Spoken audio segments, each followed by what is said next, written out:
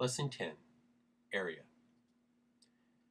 Our first objective for this lesson is to define what we mean by area.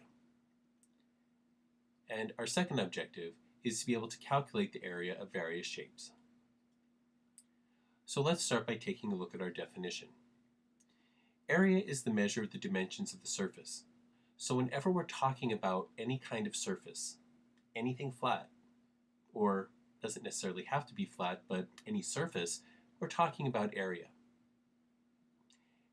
Unlike length, area has two dimensions, so it's going to tell us two things, length and width. But it is made up of units that involve length. Since we have two units, length and width, which are both measured using meters, we have units like meters squared. The square is telling us that we have two length units, one for length and one for width. It is nothing mathematical. We don't do anything to the number with that square. If we're working with the British system, we could have something like feet squared. Or still in the metric system, we could have something like centimeters squared.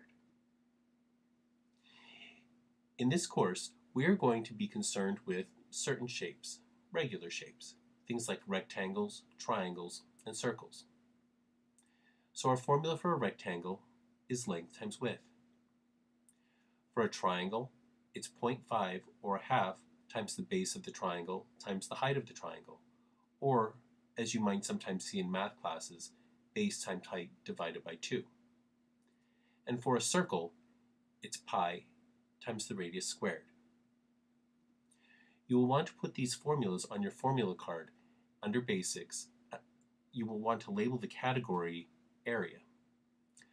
One important thing, though, about that last formula for area of a circle is that in math classes, they always tell you that it's okay to keep pi in terms of pi.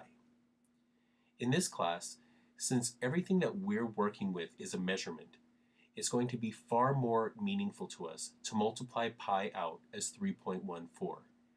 So, in other words, don't keep pi as pi, multiply pi out as a decimal.